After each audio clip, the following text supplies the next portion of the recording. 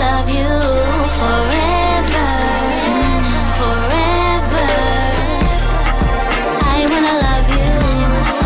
Will you let me love you forever, forever and a day, day, day, day, day.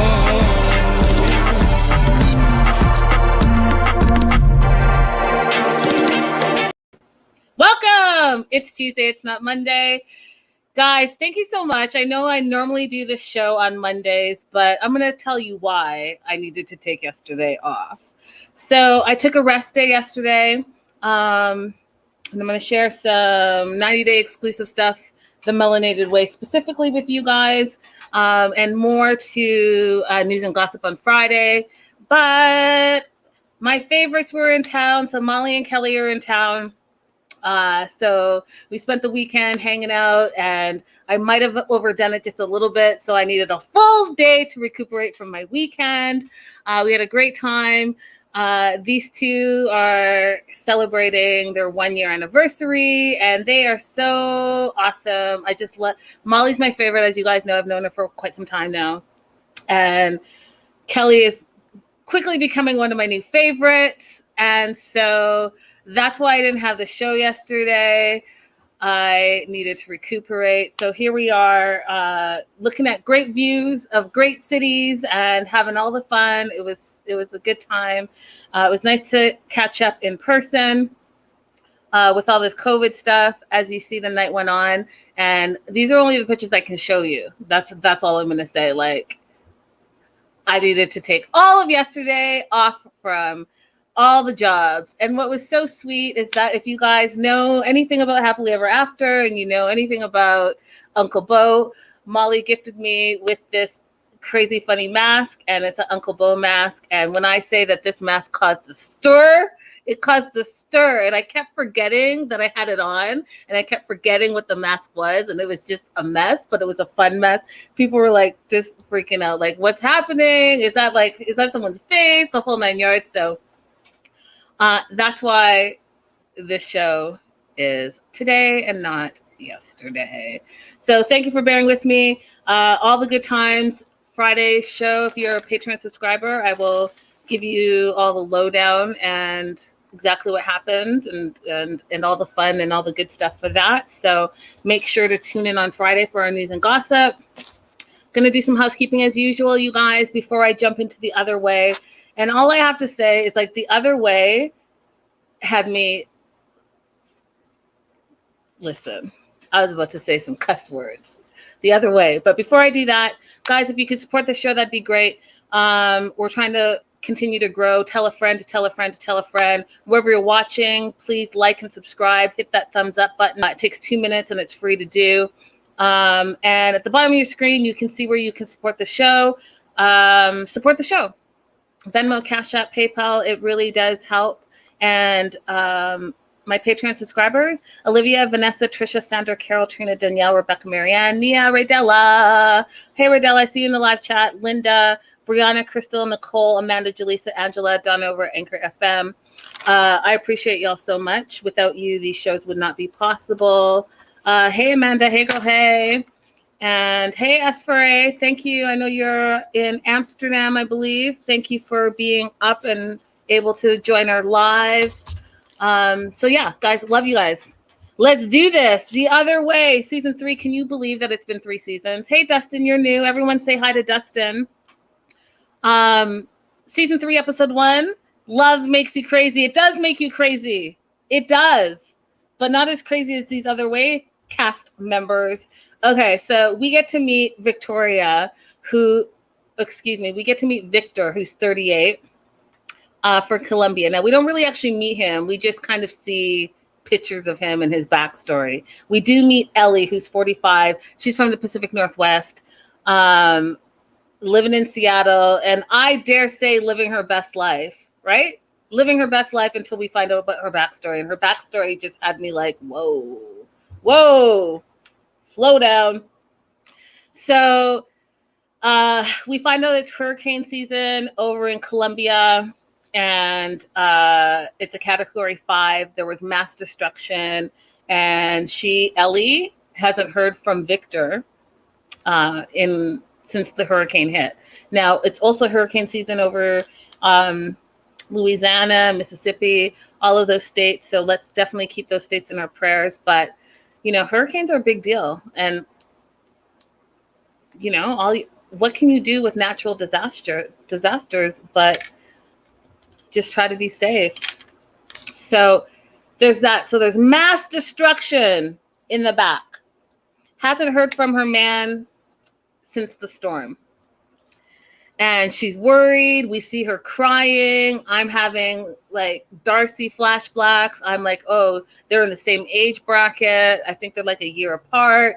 And there's a lot of crying going on here. There's a young guy situation going, or younger guy situation going on here. I was like, she's definitely giving me some Darcy vibes, but I'm going to try to remain neutral and see where this goes.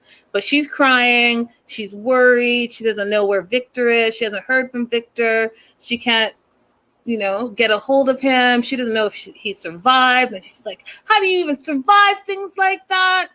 Okay, well, Ellie, let's take a breath, because people do survive natural disasters. And let's just hope that Victor is fine. So they flash back. It's a week early. And we find out that Ellie, the new lady, which, by the way, I'm so happy to get to know some new characters. Like, continue to filter in the new characters. I'm about that life.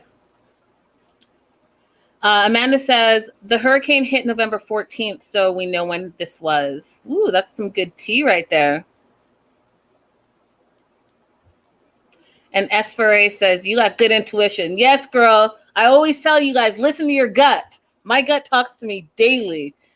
So we find out that Ellie is a business owner. She's an entrepreneur. She has a pizza parlor that she's owned for the last 7 years. And just as an entrepreneur myself in the past, it is your blood, sweat, and tears. Blood, sweat, and tears. Like, you put up with so much and you give it your all. So we find out that she's quite successful. She's had this business for 7 years. And dare I say, you guys, survived the pandemic. How many restaurants, wherever you are, has survived the pandemic? Because I know a ton of my favorite spots that are no longer open. Mom and pop shops, little cute restaurants, little cute bars.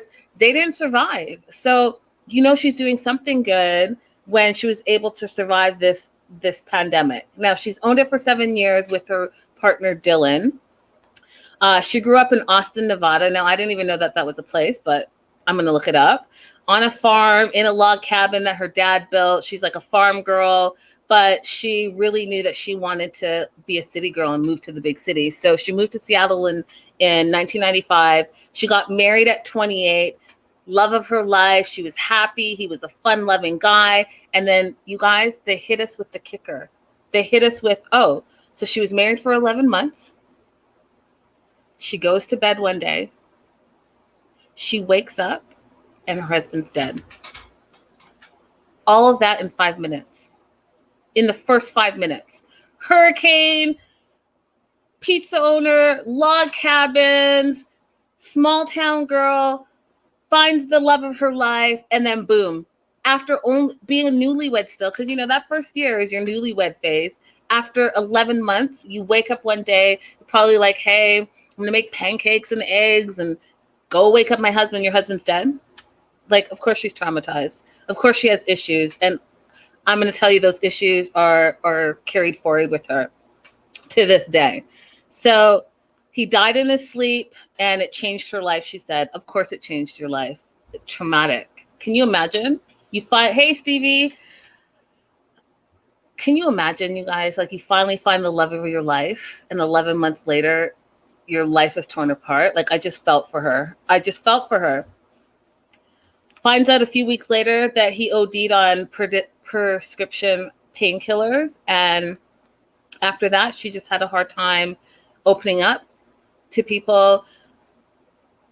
She had, abandonment issues. She had fear of losing someone, the whole thing. And that followed her for most of her life. Then at 43, she decides that she's doing a solo trip to Colombia and meets up with a friend of hers. They go to Providence.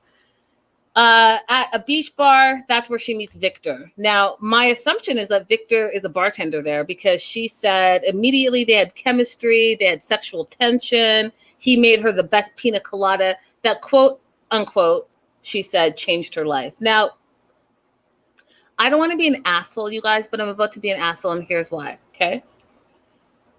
2 minutes ago, you told us this tragic story about your husband dying in his sleep, and you quoted, "It changed your life." And then you're now in that same breath telling me a pina colada changed your life? I don't know. I thought it was a weird word choice. I thought it was, those are two things that change your life in completely different ways. I get a great drink, but your spouse dying changes your life. A pina colada, it could be good. I don't know if it's life-changing. So we get this like video clip of Victor, and so now I'm not sure if Victor's a bartender or if he's a musician because he's singing a song for his baby, and it was like a whole thing. And I was like, what does Victor do? Because that's not yet clear to me. And if I'm gonna get this whole tragic, crazy story, I'm gonna need to know Victor's background. Like, what does Victor do? Is he a bartender or is he a musician or is he both? Because I mean, you know, he could be. Binyam has like 30 jobs. You could be many things. So he's singing to her, and she's about to leave. And you know, all the shows on TLC, I feel like they all have something similar in common. So she's about to leave. It's the last day of her trip, which reminded me of Ariana and her situation, you know, meeting her dude 2 days before she was going to leave and getting knocked up. I felt that same vibe. So last day of her trip, Victor asked her not to leave. So what does she do? She extends her trip for 2 weeks. They continue the relationship when she gets back to Seattle, and she's been back to Colombia a couple of times, and they decided that they want to be together. Okay. So I need to know, because I know that in my notes somewhere, I think that they've been together for a total of 100 days. So if you were there for 2 weeks, yes, I'm about to do the math. If you were there the first time and you met him a few days before you were leaving, because that's a couple of days, and then you extended for 2 weeks, that's 14 days. So from 14 to 16 days, and then you went back for a couple of times. Let's add in another, 28 days? Like, I'm trying to do the math here. Y'all, so you've known him for maybe 3 months, maybe in real life. You guys have been talking on the phone, and y'all already know how I feel about online relationships and phone relationships. Those are not real relationships. You do not know your person if you are not spending time in real life with them, finding out how they live, finding out how you guys connect in real life. Everything is roses and rainbows online. So let me be clear about that as well. So they want to be together. She wants to have him move to the US. They started the K1 visa process. March 2020 happened. That was supposed to be his interview, which I felt was quite convenient too, by the way. Little skeptical, but I'm going to go with it. Pandemic hits. His interview gets canceled. They don't want to wait to be together. Why? He's not going anywhere. You're not going anywhere. We're still in the midst of a pandemic. What can you not wait about? What do you need to be doing right now that you need to go with Victor immediately, if not sooner? I'm trying to figure that out. What's the rush? What's the rush, Ellie? So she's decided, because she can't wait any longer, she's moving to Providencia, a small little island in Colombia. Apparently there's like 6,000 people there. Victor calls it a mini Jamaica. And so she's going to sell her car. She's going to sell her furniture. She's going to get rid of everything. And by the way, she's going to sell the restaurant that she owns, that has provided her entire lifestyle, that has given her all the things that she even said, self-proclaimed, that her identity is wrapped up into. Successful life. She's going to sell it to her partner, Dylan, and she's going to walk away to move to be with Victor, who she's known for 100 days, maybe. And those 100 days were all vacay days. Not real life, like I'm living here days, vacay days. And you know, life is great when you're on vacation. I'm sorry, what? Ellie? What are you doing exactly? What are you doing? Why are you selling your life? Your life works. You're selling your successful restaurant for the Cabana Boy? What? I'm sorry. I was like, what? Literally, my note, if I could show you, was like, what? So Dylan's like, you know, you're walking away from a lot. You know, are you sure you want to do this? He even asked her, do you think that, you know, Victor has any ulterior motives? Like, is he maybe using you for financial gain?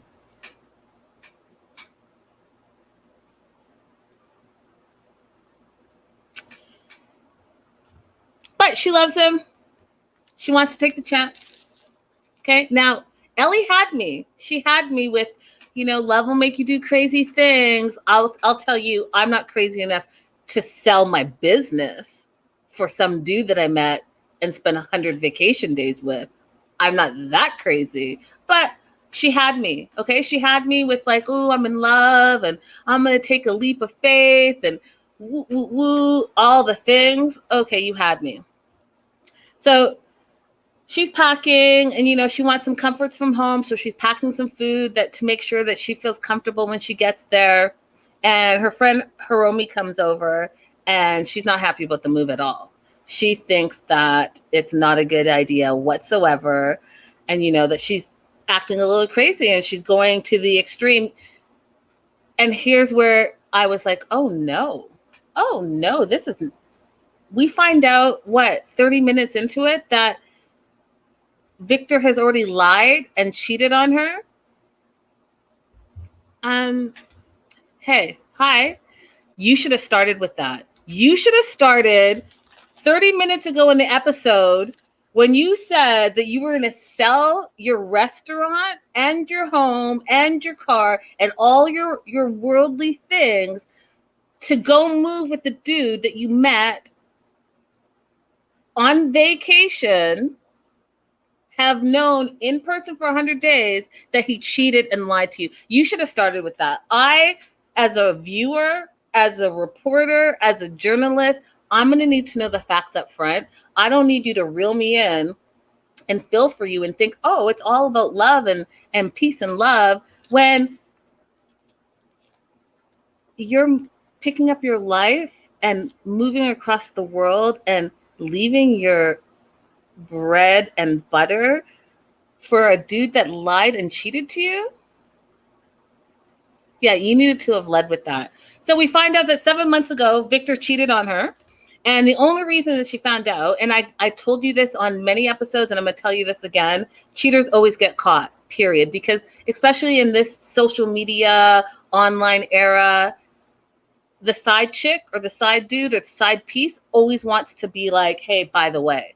They don't want to remain in the background forever. So they're going to go ahead and either tell you directly, or the friend's going to tell you, or you're going to find a photo that wasn't deleted. It's in the deleted pictures, but it's actually not deleted from the phone. Or you're going to be rolling over in bed and a text is going to pop up, or you're going to see something on Facebook, or you're going to see something on Instagram. Listen, it is very hard to cheat and not get caught in 2021. Okay. I'm just like, unless you're a professional cheater and liar, you're going to get caught, period.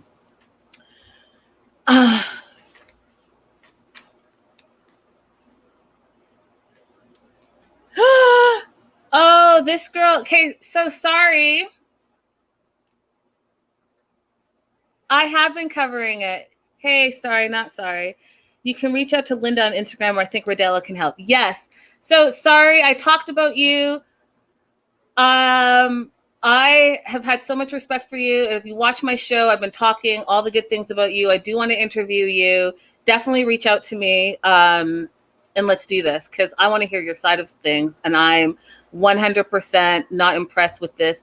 Been this long-term relationship with sorry, and then all of a sudden, boom, you leave, and all of a sudden you think that you're in love with this girl that's not in love with you. And now what? Are you going to come back to California and then be like, hey, girl, hey? Nah, we don't waste women's time like that. So, DM me. So, Raydella give you the information. Go ahead and DM me, and you and I can have a conversation. Back to this. So, Victor's a cheater. Victor's a cheater. Cheated 7 months ago, and the side chick messaged, because the side chick always messages, and said this, and I literally had to pause it, y'all. I had to pause it so that I could write it down, so that I could reread it. And obviously English is her second language, but we're going to get the gist of it. So side chick messaged her, hey, maybe you worry why Victor, and then in brackets, Baba, which I guess is his nickname, don't chat you anymore. Period. Easy. Period. He's my boyfriend, and he's living in my house in Providencia. Period. We are in love, and I don't want anyone, him, ex-girlfriend, to disturb us. Okay? Quarantine all the time. We stay at home. Sex, love, cook, and many more. Victor, he's a good boy, and he doesn't want to hurt your heart.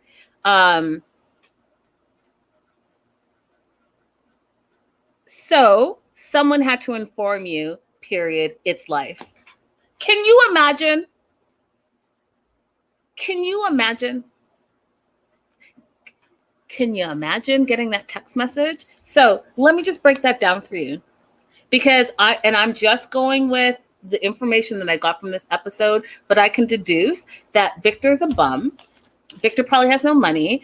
The quarantine and the pandemic, because he was in the service industry, and we all know the services shut down, he didn't have a job, and he also didn't have somewhere to stay. So he met another girl, shacked up with her, was able to quarantine with her in her house, because she said, is living with me in my house. Okay? So he could have a roof over his head and food in his belly and all the sex and love that he wanted. Okay? Tells her, the random side chick, or maybe she's not the side chick, maybe she's the main chick now, that, oh, by the way, I have this ex-girlfriend who lives in America, just FYI. Said it like that. So of course, let me get on my social media and find who this ex-person is, and let me message her and say, hey, you know what? You haven't heard from this dude because he's with me now, and you better back off. Okay, wait, what?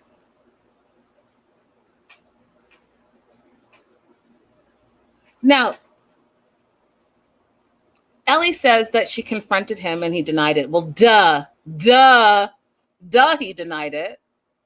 Who's going to say, oh, yeah, by the way, I was cheating on you? Of course he's going to say, no, I was never cheating on you. What? Then she finds out that the side chick or the main chick, whatever you want to call her, the other woman, sent pictures and photos of them together, video of them together, him shacked up in her house, all like lovey-dovey, shirtless, posing, all the things. What does Victor do? Victor puts the blame on the girl and then says, which had me fall out, and then says he was tricked by her, he was trapped by her, and that he was feeling lost. You know what? I'm going to need you to stop it. Then he says he didn't know what he was doing. You didn't know what you were doing when you moved in with the new girl. You didn't know what you were doing when you were having sex with the new girl. You didn't know what you were doing when it was a pandemic and you had nowhere to go, but you moved into the new girl's house. You didn't know what you were doing and she tricked you. Didn't you just 5 minutes ago say that it wasn't true and denied it? So you denied it and it's not true, or were you tricked into being into a relationship? And I'm sorry, how does that even work? How do you get tricked into a relationship? How do you get tricked into living with somebody? Is there no door for you to walk out? Oh, but if you walk outside, where will you go? Victor. So then Hiromi, Ellie's friend, says, so Victor's just going to say sorry a couple of times and that's it? He's forgiven, all's well that ends well? And then Ellie says, yeah, because she thinks he seems sincere. You've known him for 100 days, Ellie. I think personally that you might not want to uproot your life and sell your business to go live with a cheating liar scrub. Like, you might not want to do that, Ellie. I'm not saying like, hey, I always make the right choices, but if there is a red flag that screams red flag, this screams red flag. So I want to say this right here, right now, on the first episode that I'm reviewing, you guys, so that we can all go back to refer to it. I do not want to see Ellie crying in a corner like I see Darcy crying in a corner all season. I refuse. The warning signs were here on episode 1, Ellie, for you to not go because your man that you've known for 100 days was cheating on you and living with the woman that he was cheating on. So I'm going to need you to not go to Colombia. And if you decide to go to Colombia and he's A, using you for your money, and B, you find out he's still cheating, C, I'm just absolutely not going to watch you sit in a corner and cry and FaceTime Hiromi and say how you made a big friggin' mistake. You can't believe you uprooted your life and now you've lost it all and your business was all you. I'm going to need you to not do that. Just saying.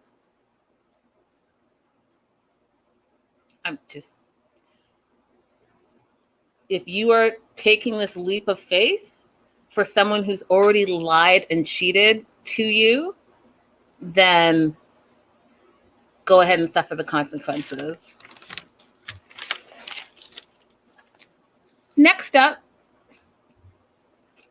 and I want to say again, I have a disclaimer for this, you guys. Here's my disclaimer. A lot of you guys know me from my AfterBuzz days, and I'm trying to be politically correct. So, as you know, I'm an entertainment reporter, and that's what I do. I report on entertainment. I love everything 90 Day. I am not a fan of Evelyn, and I'm not a fan of Evelyn, and I'm going to tell you why. Because Evelyn is a bully, and she is not pro-women, and she tears women down all the time. All the time. And if you want to go back into social media, you can see all the women that she's been at war with and calling names and doing lives and all the things. I don't know if it's because of its insecurity. I don't know what it is, but she's a mean girl. And she came for me and my co-host at AfterBuzz, and she literally called us and posted it, blasted it all across social media that we were bitches with microphones because she didn't like what we were talking about. So that's my disclaimer. So anything I say about Evelyn, know that that's the disclaimer. If it sounds like I have a little extra in my voice, I do. And until she decides that she wants to apologize to not only me, but to all the women that she disrespects on a regular basis, then I'm always going to have a little in my voice when it comes to her. Okay. That being said, Evelyn and Corey are in Ecuador. They're surfing. And, you know, I thought it was like a metaphor when the opening scene was Corey slathering sunblock on her ass. Just thought that sets the tone for their entire relationship. The second thing I wanted to say is, how do you guys think that Corey stays in Ecuador if they're not already married? How does he have a driver's license? He's driving her around. They have a home. They have a business, but they're not married yet. See, Kimberly said, I remember that. Yeah, Kimberly, I remember too. And I can forgive, but I do not forget, especially when it's women attacking other women. I personally will never forget that. And until I hear some type of apology, like I said, it's right here. So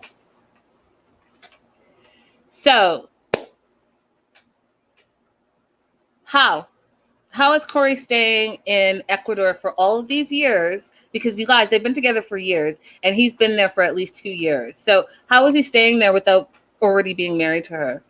I'm wondering what you guys think. Because it's not like he's like on a tourist visa and he's coming back to America every 6 months.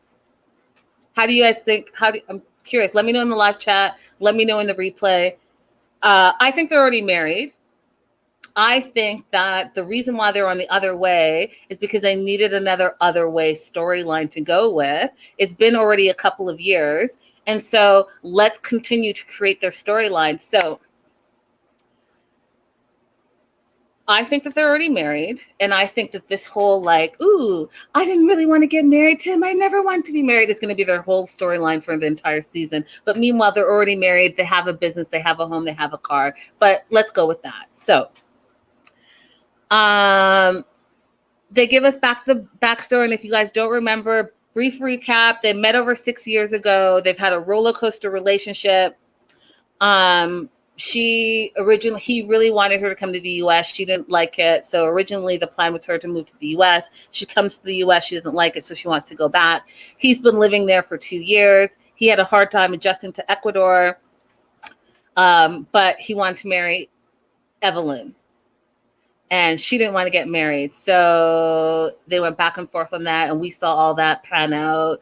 I don't know if I want to get married and and asking for the hand in marriage. And then the big proposal on the beach. We saw the whole thing. Also in this time, unfortunately, Corey's father passed away. And he said that put things in perspective for him. He really realized the importance of family. So he proposed to Evelyn. Evelyn says yes. But they had problems. So they always have problems, by the way. So they're working through their problems. But she was dragging her feet because she didn't want to get married. She didn't want to get married. And she also didn't like the fact that he wasn't learning Spanish and he was breaking promises over and over to her. So she's like, I don't know if I want to marry him. And so then she broke up with him. And now she's called it a break. They're on break. And I'm going to let you know that if you're on break, you're broken up. If you're on break, you're broken up. Period. You don't take a break from your relationship. Okay. If you're like, hey, let's go to counseling. And in the meantime, maybe we live apart, but we're still working on relation. That's one thing. But when you're on break, you're broken up, in my opinion. Don't come for me. That's what I believe. So they're on break. And she says, her words, she wanted to make him see that he could lose her, and also wanted to show him the effects of not keeping his promises. And his promises that he didn't keep is, you're not learning Spanish enough, you're not engaging with my family enough, all the dumb shit, okay? Because he is at least trying to learn Spanish, right? And, he asked you to marry him. You said yes. You could have said no, Evelyn. So she broke up with him. She called it a break. He was heartbroken, so he went to Peru to surf around for a month. And again, I'm asking you guys, how is he able to go to Peru, not being any type of citizen, not being married, but able to move around and not work for months on end and just go live in Peru for a month and surf and do all the things. But while he's in Peru, you guys, he meets a girl. And he feels like he's there for a month. He's going to go back to Ecuador, get his things, and move on with his life because Evelyn's been on break with him. But he gets back and the pandemic happened. He says the quarantine happened, so they had to quarantine together. They weren't together. And I remember exactly when this happened. They weren't together. And she would post on her social media, you guys, that, we're not together, but we're forced to be together because we have to quarantine together. Those are the type of things she would say about her supposed man. So how are you now mad that he met someone else? So she finds out through her friend that he was seeing another girl while he was in Peru. Her name is Jenny, and she's mad about it. So this is Jenny, and apparently the story is that they hung out only for 4 days, that They never had sex. And Evelyn asked, "Are you having sex with her?" And he says no. He tried once, but he, quote, couldn't get it up.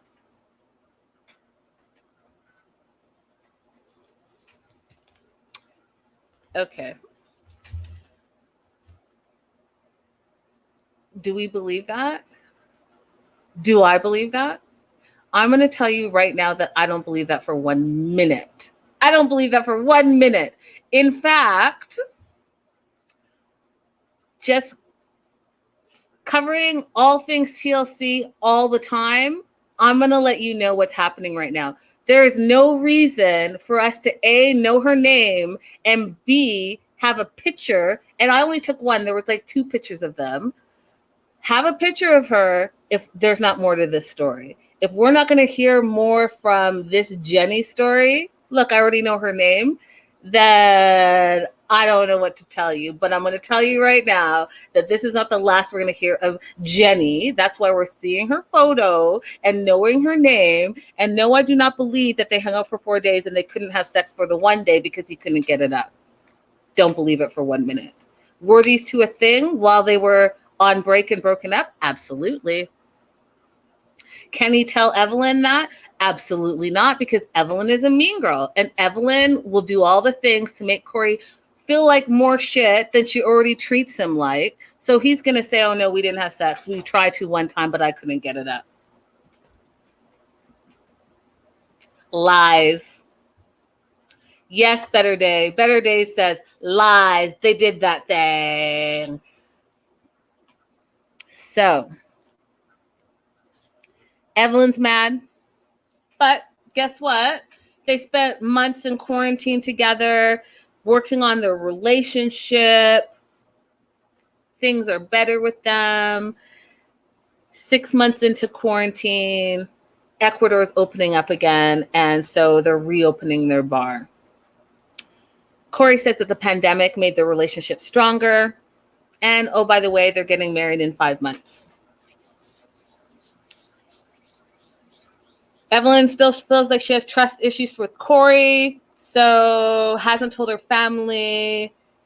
And then we get the Corey's to camera that there's some information that he's withheld from her. And once he tells her, he knows that she's going to go off the deep end. And I'm trying to tell you that the information that he didn't tell her is that he was actually in a relationship with this girl, Jenny, and it was more serious than him not being able to get it up, period.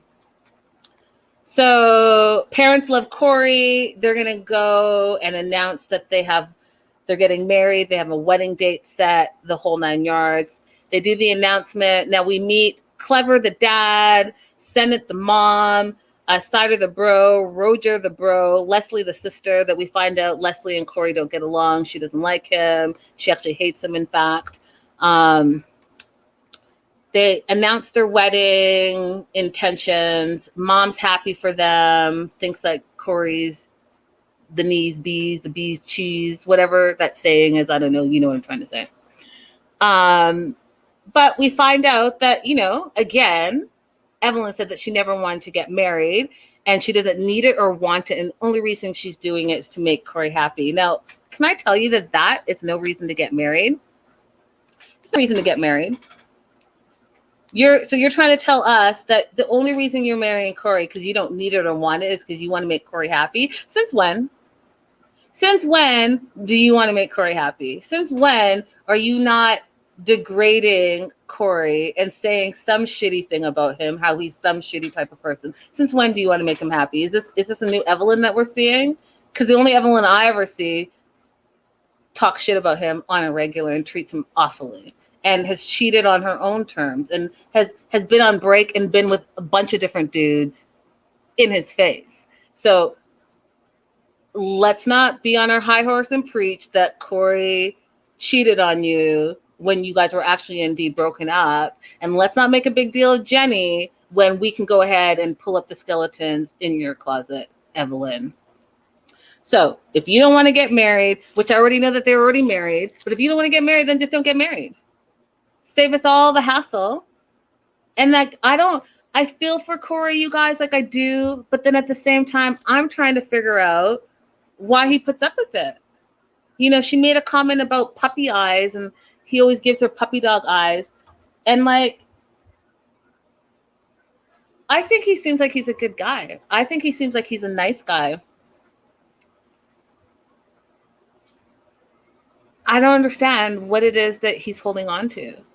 And the only thing that I can think of is that he picked up his life. He married this chick. He started a business. He has a whole life there in Ecuador now, and now that's why he's staying. So there's that. Now, they announced the wedding. Sister's against it. Sister thinks that Corey's a fake. Sister thinks that he plays all innocent, but she knows about him going to Peru looking for girls. And I was like, first of all, the sister is like a teenager. What the fuck does she know? She doesn't know nothing. She doesn't even know that there's actually one girl, and they were on break. So again, I'm going to need to know how he's being fake when Evelyn said that she didn't want to be with him. And this is not the first time that this girl has said that she don't want to be with him and doesn't treat him right. So what are you exactly mad about, Leslie? You don't like Corey for Evelyn? Well, guess what? The rest of us don't like Corey having Evelyn as a partner. So it's a lose-lose situation for all of us. You may not like Corey. We don't like Evelyn. Now what?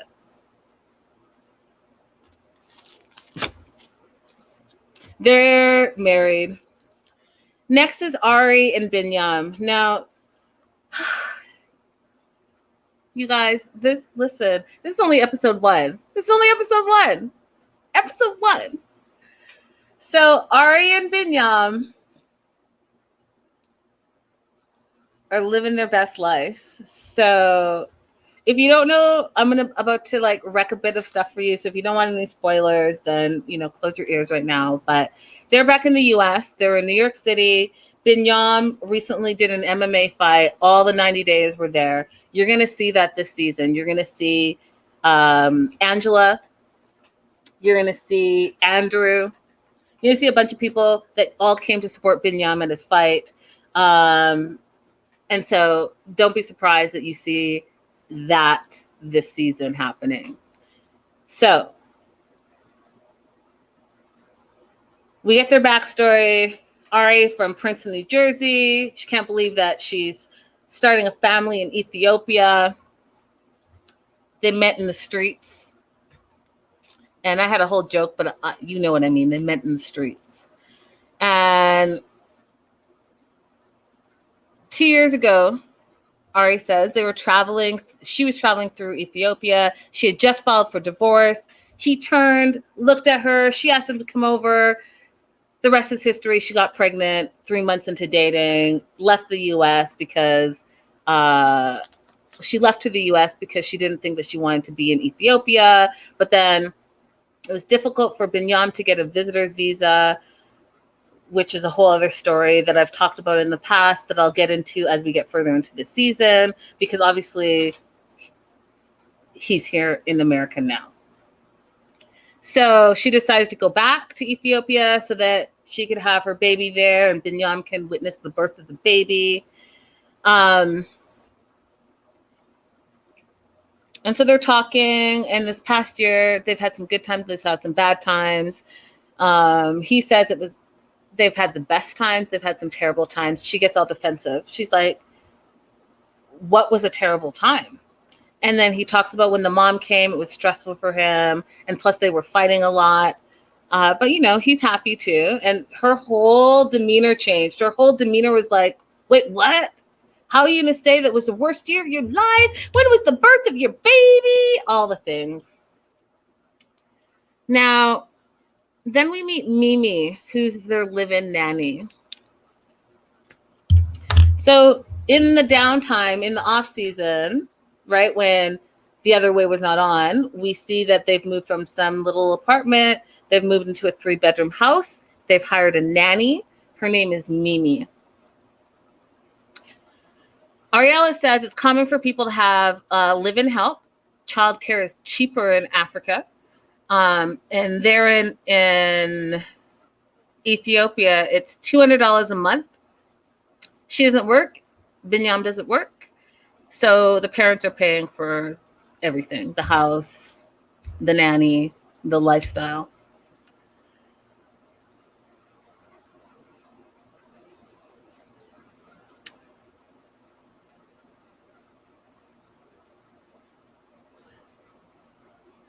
Okay, so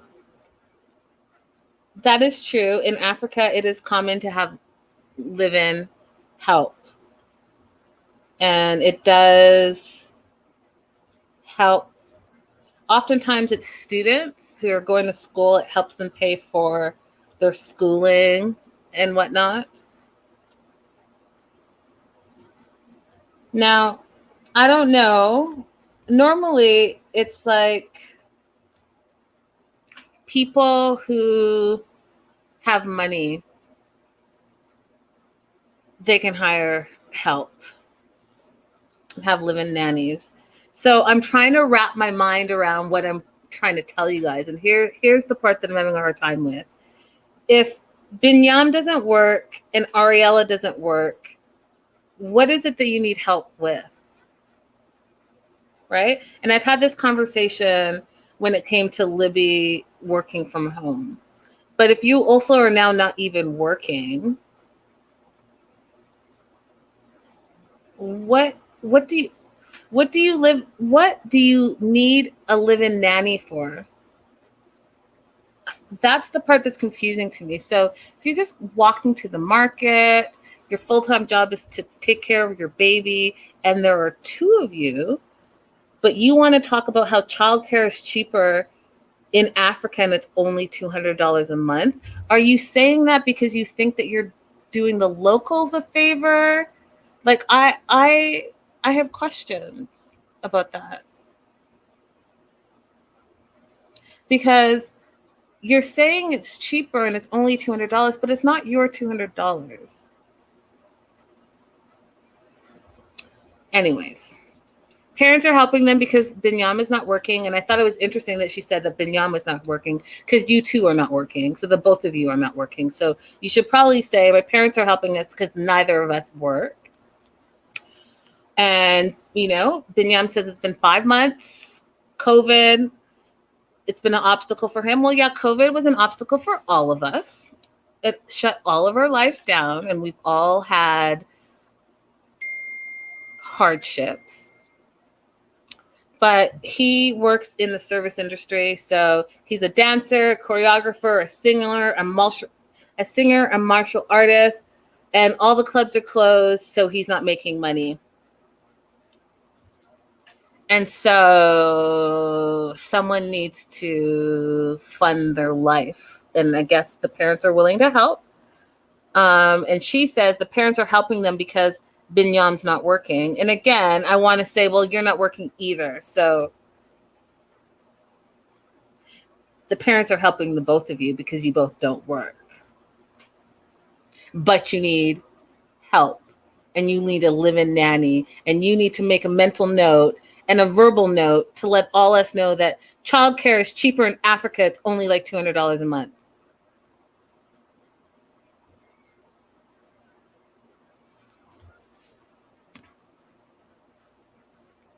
Hi, Lynn. Hey, girl. Hey. I have questions, y'all. That's all I'm saying. I have questions. I need to know what you're busy doing. But in the meantime, Ariela says that Mimi really helps her with everything. Helps her with the culture, with the lifestyle, with cooking. She's really become her best friend because she doesn't really have any friends there. And so Mimi is like family to her. And especially when Binyam goes out. So even though he's not working, he goes to the studio and works on his music, or he goes to see his friends and he stays out all night. And it's isolating for her. And she says it's more isolating because she doesn't have deep relationships with anyone there. Why not? If you live there and you're not working and you can walk the streets, why can you not meet people? Like, I don't know, you guys. Something about it just seems a little off to me. If Binyam's not working, but he wants to work on his music, I get that. But then he's going to go out hang with his friends. With what money? With no job. And then why does he have to stay out all night? And if you don't like that, then why not have a conversation with your husband? Say, hey, we have a newborn. It's not appropriate for you not to come home at night. I'm trying to figure out where the communication is. I don't get it. I don't get it. So because she feels isolated and because she feels like she doesn't have deep relationships with anyone, her ex-husband is coming to visit her. She misses him, and it's her best friend. They're best friends. They talk all the time, and he's really involved in her life. What the fuck? What? I'm sorry. I watched the whole... We're on season 3. I watched the whole season of y'all. I watched, what, 2 seasons? It's been 2... I don't even know. I've watched more than 1 season where I did not see a peep... Nothing of this Leandro guy. I didn't see you on the phone with him. I didn't see you texting him. I didn't see you video chatting him. I didn't hear his name in your mouth. And all of a sudden now he's your best friend and he's a big part of your life? Since when? Since when? Okay. Questions. But I'm going to hold on. I'm going to hold on and continue on. But I have questions about your bestie. Okay. So he's really involved in her life. And they talk all the time. And she's telling Mimi, you know, is that weird? And she's like, yeah, it's totally weird. Divorce is divorce. You know, in Ethiopia, when you get divorced, you don't then go ahead and meet up with your ex-husband again and invite them to your home to stay with you. Like, that's just not a thing here. Then she's FaceTiming. She's FaceTiming on her computer with Leandro. And she says, Ola, and then she starts laughing that she almost called him babe because she's so used to calling him babe. That is the first red flag, my friends. I'm telling you this right now, right here. That's the first red flag that there's going to be a problem in the relationship. And I'm going to tell you that this is the first red flag. When you are calling your ex-husband of 10 years babe and inviting him to your home because your husband is gallivanting in the streets, that's the first red flag. So he's already in Ethiopia. He's quarantining in the hotel for 3 days because that's the rule there. And then the math doesn't add up to me. Yes. Hey, Word Nerd. Word Nerd says, LOL, Mimi's her bestie, Leandro's her bestie, but her husband's not her bestie. Facts. Facts. So here's my second question. Okay. So in the beginning of the show, you know how they say who the people are and they say where they're from. So Ariela is 29 and Binyam is 31. Okay. That's what they say. That's what they profess to be true. But then later on, she said that she met Leandro when she was 19. They got close really fast. They got married 6 months later, moved to the U.S. on a spousal visa. They were married for 10 years. So 10 plus 19 is 29. Okay. But the last 3 years, they weren't living together because she wanted to travel and he wanted to work on his doctorate. So they broke up. You got married at 19. You were married for 10 years, which would make you 29.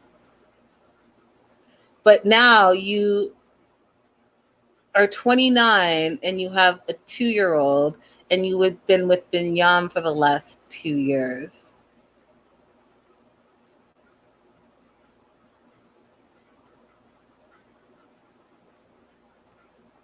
Married at 19 for 10 years. And you're 29 now again. And you have a 2-year-old. Okay. Okay, you guys, I'm just putting it out there. Something doesn't sound right to me.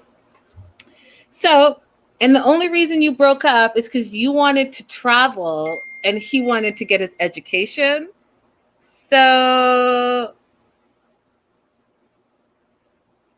okay. So you love him and he's your best friend. And the only reason you broke up is because you wanted to travel. So do you still want to travel or are you settled down? Because if you don't want to travel anymore, then what's keeping you from being with your ex-husband? So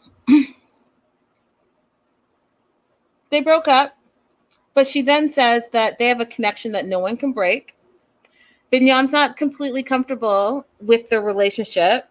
It scares him, makes him jealous. He's worried because his first wife went back to her ex, so he's got abandonment issues as well.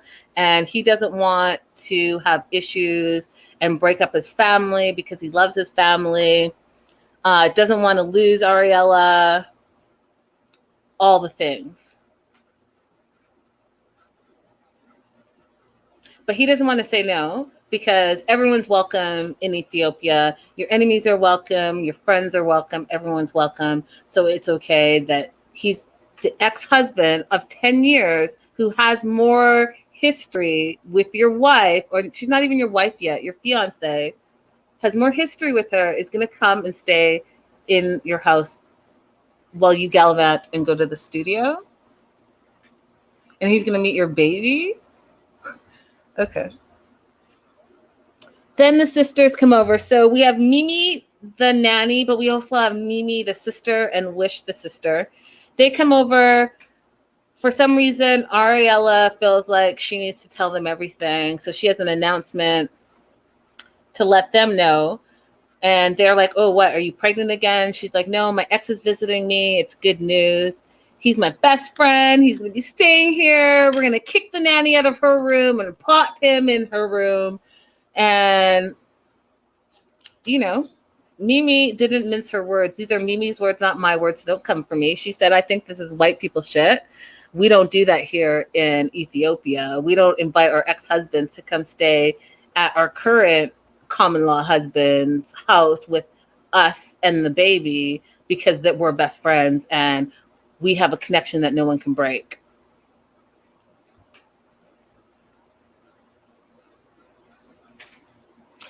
So then, because Wish is savage like that. Oh, actually, it wasn't Wish. It was Wish she told. So Ariela told Wish a secret. Wish told her sister Mimi, and Mimi put Ariela on the spot. So Mimi turns to Ariela and says, tell your man. Ariela's like, tell my man? Tell my man what? That you spent time in New Jersey. I know about New Jersey. Go ahead and tell him. Because if you don't tell him, I will tell him. And oh, by the way, she then starts speaking Ethiopian and tells Binyam ahead of Ariela that, oh, by the way, when your wife went back to America, so we know that she went back when she left, when she got pregnant, that when she was like 4 to 5 months pregnant, her ex, Leandro, came and stayed with her in her apartment for a couple of weeks, and she didn't tell you. And, oh, she told Wish because the two of them were sharing secrets. And so it was a secret that she was never going to tell Binyam. So now Binyam's feelings are hurt, wants to know, did you sleep with him? Why did you keep it secret? Why didn't you just tell me? And Aria felt like it wasn't a big deal. And then she was mad at Wish for telling Mimi, who then told everyone. But here's the thing. Why are you keeping a secret like that from your baby daddy? Why? This is supposed to be your future husband. Why are you keeping a secret? And why is your ex-husband visiting you? Oh, because he's your best friend? And your husband's not your best friend?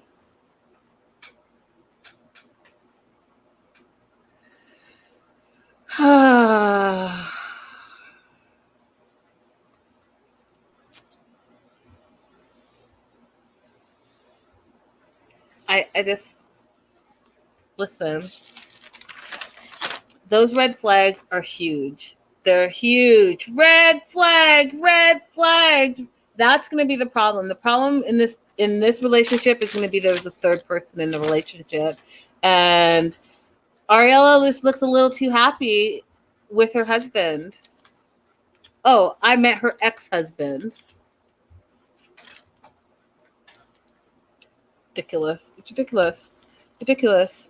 Super ridiculous. But that's going to be the drama for them this season. Moving on to Jenny and Sumit.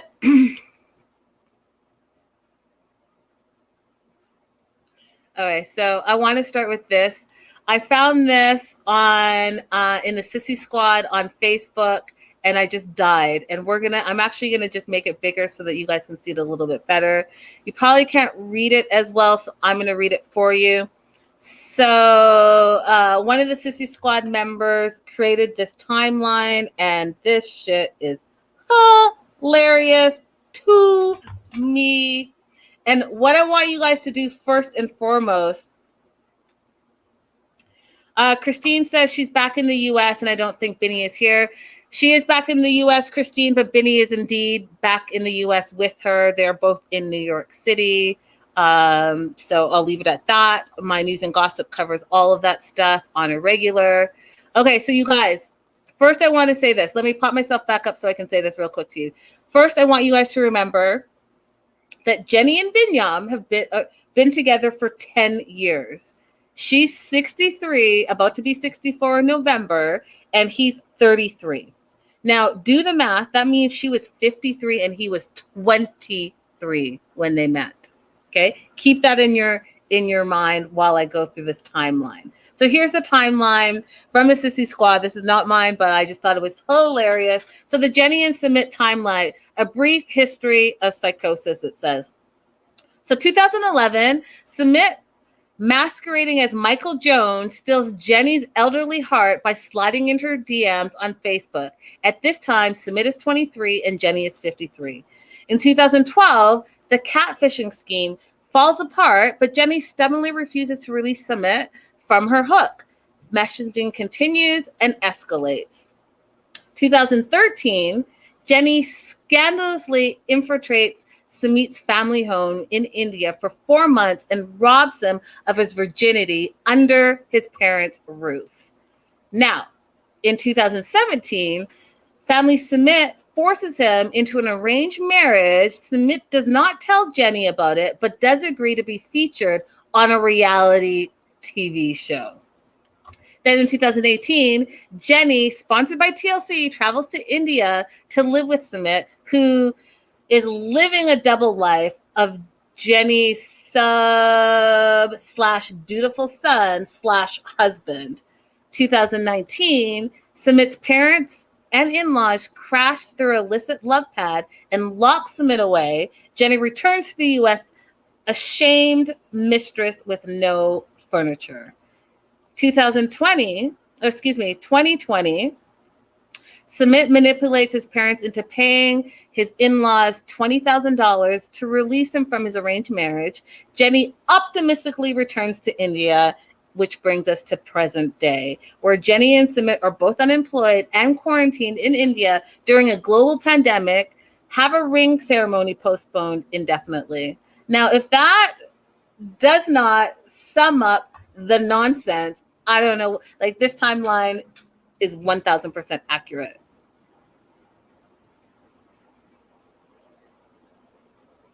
$10 years? You're begging this dude to marry you for 10 years? Anyways, it's her birthday. About to be 64. She's living her best life, she says. He's got flowers delivered. They've had a lot of obstacles, to say the least, and challenges, to say the least. They met as a catfish, to say the least. And yet they're still together. And she wants to be with Sumit come hell and high water. Okay. Now, she's dying to get married to this dude, and that's all she wants. I'm not sure why getting married is the end all be all. I know that she wants to get married so she can stay in India and live her life, but like, you've been with this dude for 10 years and he's yet to marry you. I don't know what's going to make that change. Why should he marry you? You've been with him for 10 years and he's only 33 years old. You're 63 going on 64 now. He's wasted your whole... Let me not get started. So she says she moved to India because she felt that this time they'd get married, but it didn't go as planned. Are we surprised? Are you surprised? Because I'm not surprised. Okay. So here we are.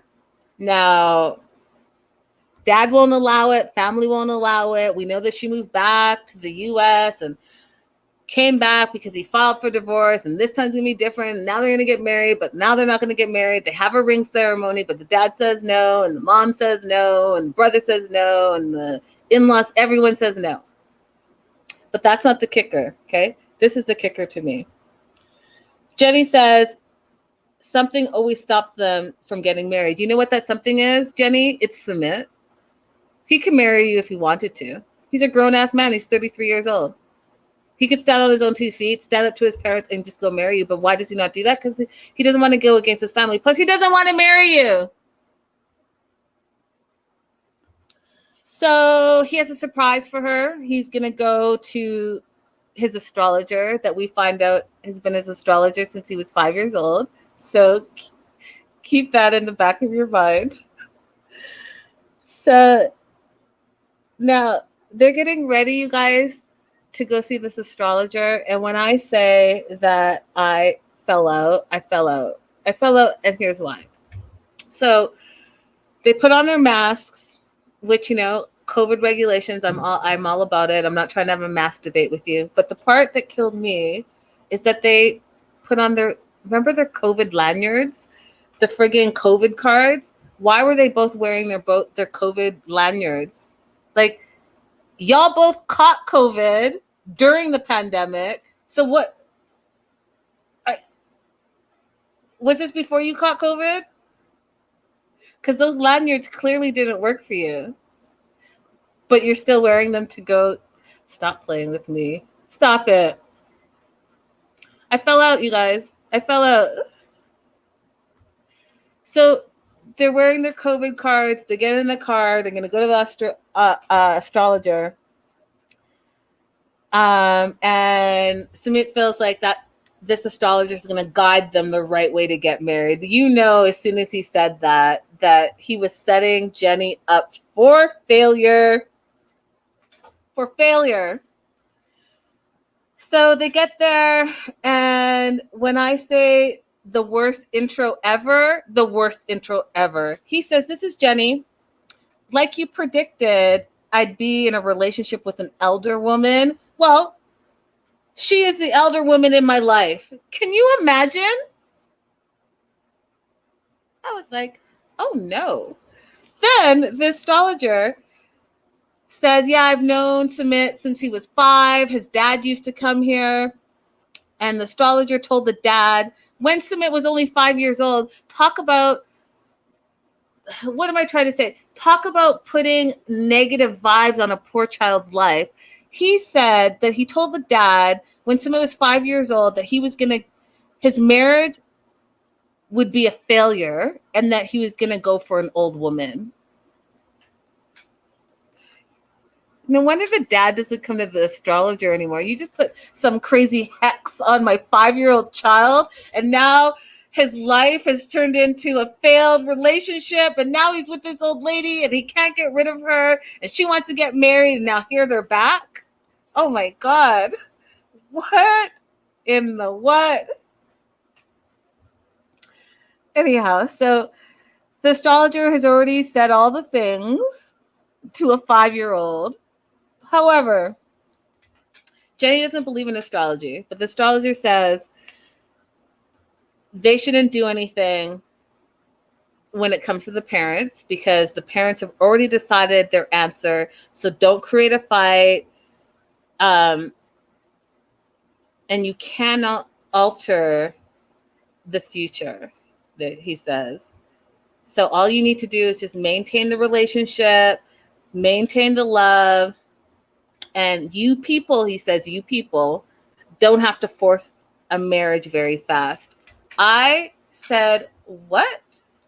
The astrologer is trying to say that they don't have to force this woman has been waiting for him for 10 years. What's very fast? What's very fast? I know that Sumit slipped that dude. He's like, hey, bro, my woman's stressing me right now. She's stressing me. And I know that her visa's about to expire, and I know that she's about to stress me some more. So I'm going to go ahead and make an appointment with you. How much you cost? Like 20? Can I give you 20 rubies? How much is it? Okay, here. I Venmo'd you real quick.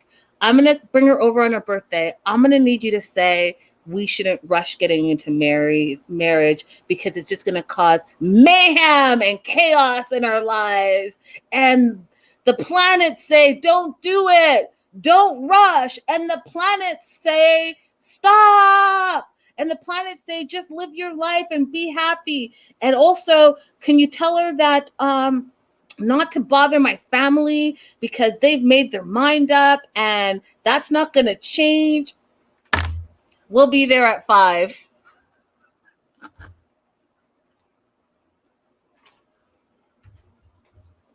So the astrologer says, don't get married very fast. And, oh, Jenny, when's your birthday? Because, let me just go ahead and scam you a little bit more. You said what? 11, 21, 19 what? Oh, 1957. When were you born? What time again? Oh, yeah. What's your daughter's name? Let me just type that in real quick. Oh, yeah. And so, you're on Social Security, you said?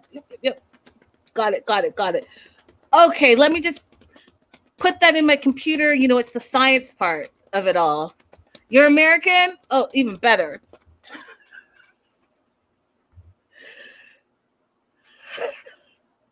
Oh, what? Your visa's about to expire?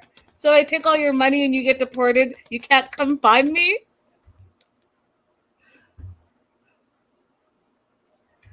Okay, so her visa's about to expire and she just really wants to get married. And he's saying it's not a good idea. Let God decide what is good for you, he said. If you force a marriage, you will end up fighting and it will break, he says. And then not only God is going to decide, but the planets will make sure that it never happens. So I'm sorry, is it the planets? Is it the stars? Is it God? Who's giving you this information, Mr. Astrologer? Is it the planets? Is it God, the planets, and the stars? I'm confused. I do know that you took down her information real quick in your computer, though.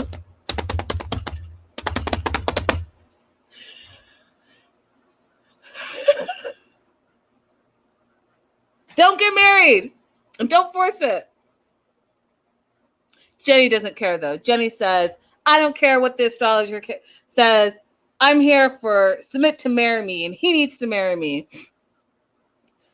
And so the astrologer says one more thing as if it wasn't enough, that, if you guys plan a marriage, if you move to marriage, if you think about marriage, if you sneeze marriage, if you side-eye marriage, it's all going to end up in 0.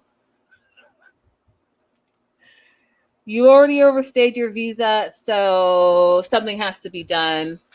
They get back to the house and Jenny gets an email.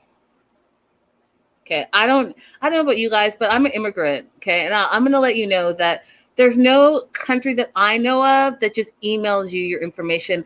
They're old school and they write a letter and they want to have it certified so that they can make sure that that gets delivered into your hand, that no one can scam you, that no one can tell you that they sent an email from a scam web. Anyhow, Jenny miraculously that same day came home to an email from the Indian Immigration Services saying that her tourist visa extension was closed instead of approved. So she's now overstayed and she's going to have to go back. Sumit gets on his phone. Let me call a travel agent. I'm definitely not going to marry you, but maybe we can go to Nepal for a couple of months on your dime because I don't work and we're living off of your social security checks. So let me just go ahead and text my friend who I have on speed dial and find out if he can get a trip. What's your credit card number so we can go to Nepal and then we can come back here and I can continue to not marry you. Oh, what? Nepal's closed? Where else can we go? Can we go to Bali? Oh, shit. I can't go to Bali with you. I'm going to have to send you a loan because I conveniently also lost my passport. Okay. Jenny freaks out.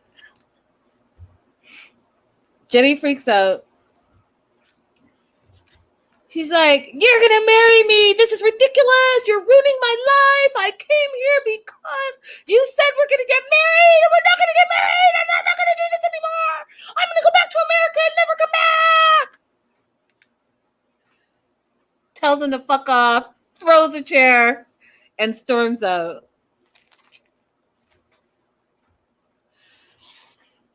I'm going to need Jenny to not really get all hyped like that. I don't think it's good for her blood pressure. They're both just coming off of COVID. I think that she's going to need to just be zen. Woosa. Also, that rage that she had, she could have gone ahead and saved that rage for 5 years ago or even 8 years ago. I don't know, but you've been kicking it for 10 years and he ain't trying to marry you at any point in those 10 years. So why are you so outraged now? I'm outraged that you're outraged right now. Go ahead and just pack your bags and go. Just go. When this dude, listen, y'all, when this dude got on his cell phone and had his travel agent on speed text with not like, hey, we should just get married and we won't have any problems. But no, where can we friggin' go? You know that this fool's not trying to marry you. He's not trying to marry you. He's just trying to be like, hey, how can we just, like he said, what did he even say? He said it and I wrote it down that I was like, he said either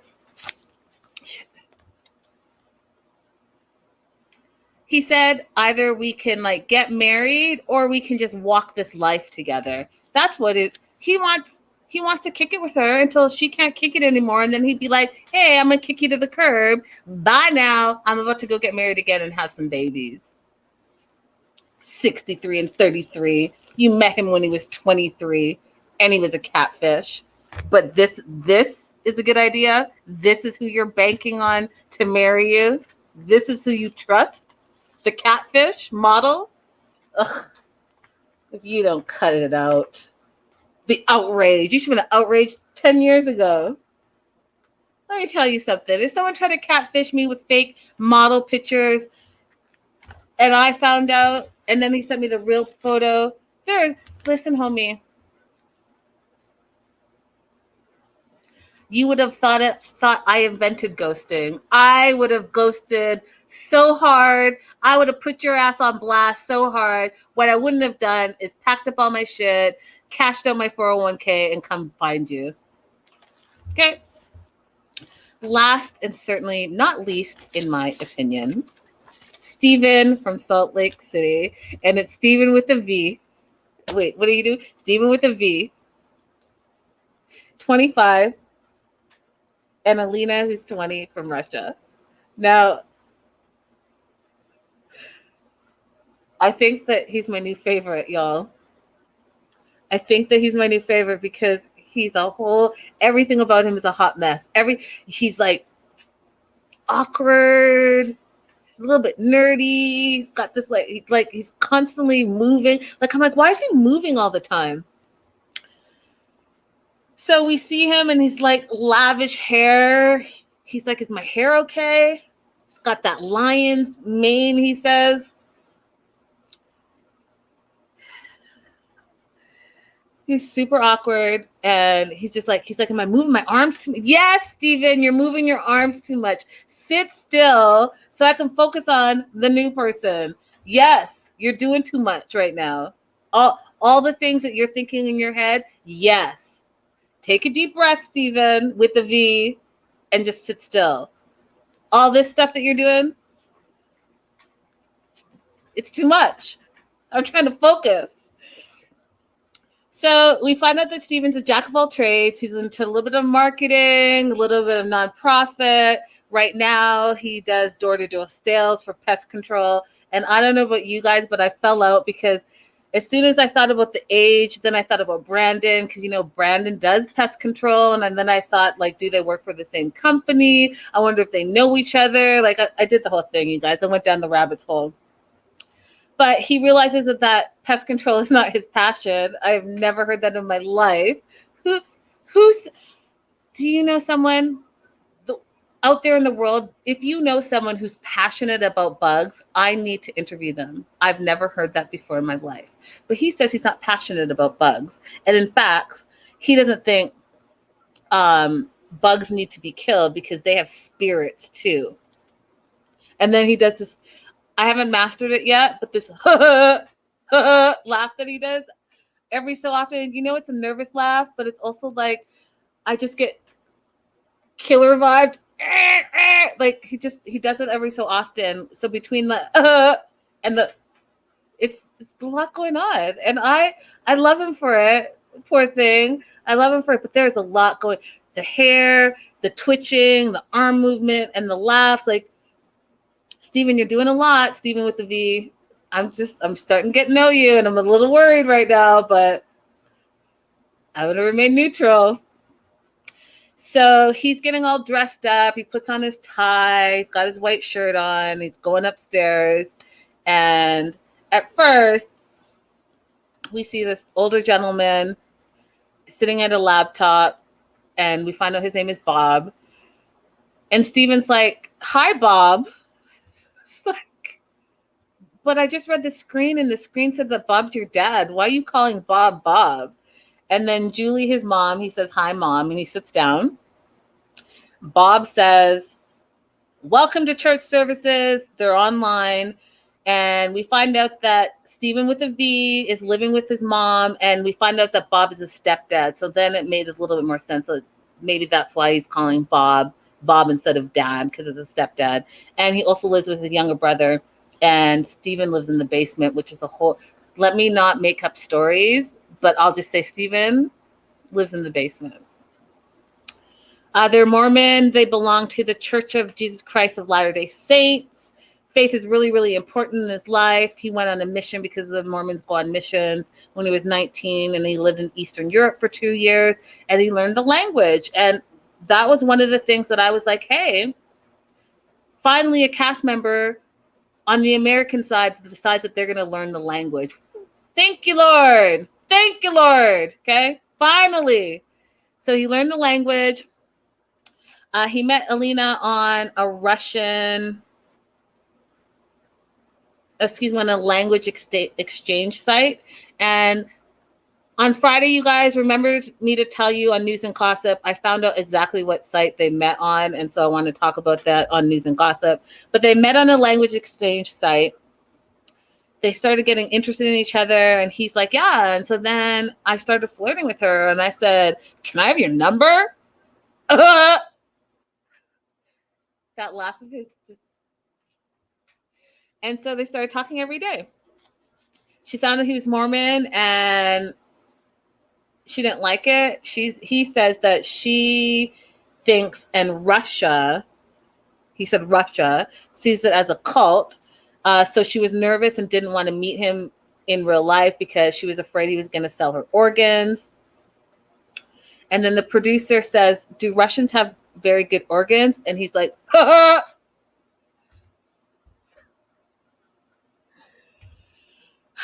So he invited the mom to join them on their first date. And then he said, killer vibes to me, said, "You know, I just thought that was weird because it's easy to kidnap two people, but it made her feel comfortable." I was like, Stephen with a V, I watched the ID channel, and for you to even, okay, let me just make a mental note in the back of my mind that's where your mind went to. So as soon as they met, they had an instant connection. It was magical for 2 weeks. And then he went back. Of course, it's always the last 2 weeks where these people meet each other and fall in love. They've been dating over a year, but really they've only seen each other for 14 days in real life. But they want to start their lives together. And he originally was going to move to Russia, but then the pandemic had other plans for them. So it changed everything. And so they found a country that they could move to. And so they're going to move to Turkey so they can be together immediately, if not sooner. And from there, they have 90 days to get married in Turkey and then move to Russia so that they can go through that whole visa process. Now, in the meantime, we also meet Mitch and Jordan, both of his brothers. He's leaving. So Stephen with the V is leaving in a week. They're having like their Sunday family dinner.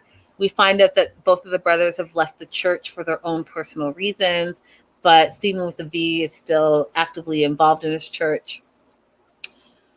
And then, y'all, this fool, and my bad for calling him this fool, but this 25-year-old on international TV for the rest of his natural born life excused himself, got up from the table where all the snacks were and his family was, and said, "Excuse me, I have to fart."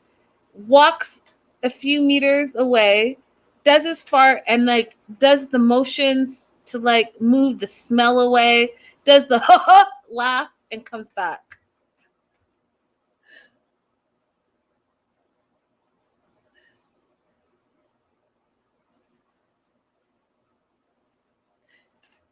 Now,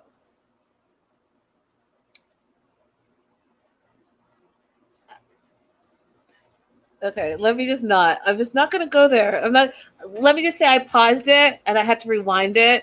And I was just like, what's happening right now? Like, literally, what is happening right now?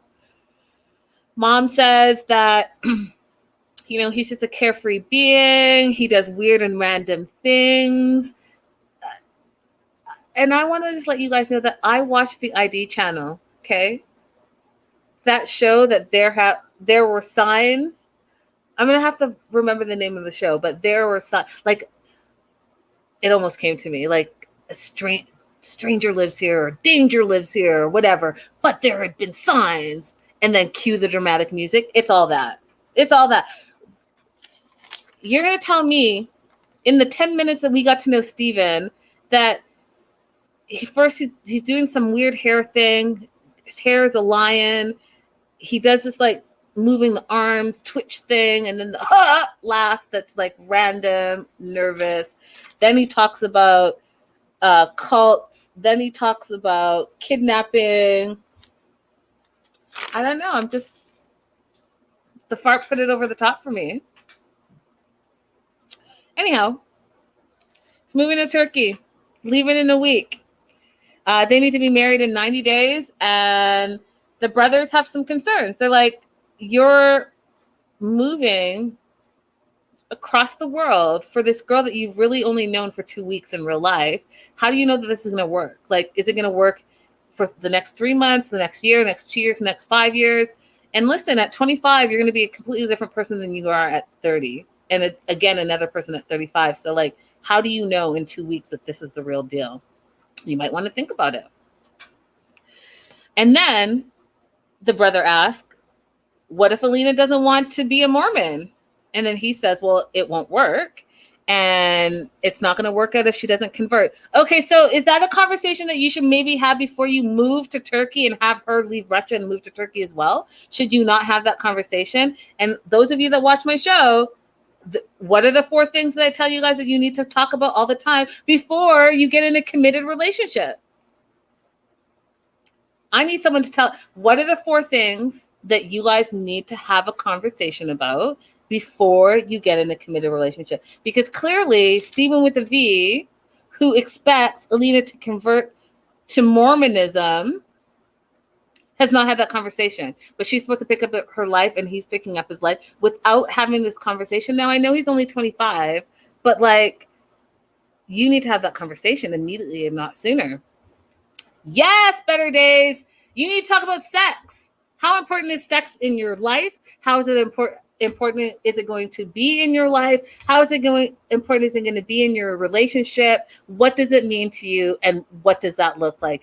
Do you want kids? Do you not want kids? If you want kids, where in the pipeline do you want kids? Finances, how do you deal with finances? How do you save? How do you spend? What does that look like?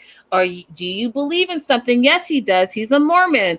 Is it important that I believe? Yes, it is, because he wants her to convert. Why have you not had that conversation? All of those things you need to talk about. So there's a secret, apparently. And he's worried that Stephen, has not told Alina that he's fallen short of the standard of church, and he's afraid she'll doubt him. What's the secret? The first thing what's the secret? Now I have to Google the standards, because now I'm going to have to find out what the standards of the church are so that I can share with you. But the first thing that came to my mind is that he's not a virgin, that he probably lost his virginity. No, actually, he has that virgin energy. So it's not that. If any of you guys are Mormon, I need to know what the standards are. I'm going to look it up. But if you could tell me, leave a note in the comments, I would appreciate it. But he's hiding a secret from her. And he also wants her to convert. Those are red flags. Because if she doesn't know those things, and y'all are moving, just the two of you, a 20-year-old and a 25-year-old, to Turkey, good luck. Good luck. Red flags. Red flags. Anyways, you guys, thank you so much for letting me run amok on this episode. I cannot wait for this season. It's going to be a whole lot of nonsense, and I'm 100% here for it. Definitely take a minute to hit that thumbs up button for me, you guys. I will be back with 2 shows tomorrow. Thank you for bearing with me this week. Tomorrow I am doing Life After Lockup and Love in the Caribbean. So I'll see you all tomorrow. Have a wonderful rest of Tuesday. Bye for now.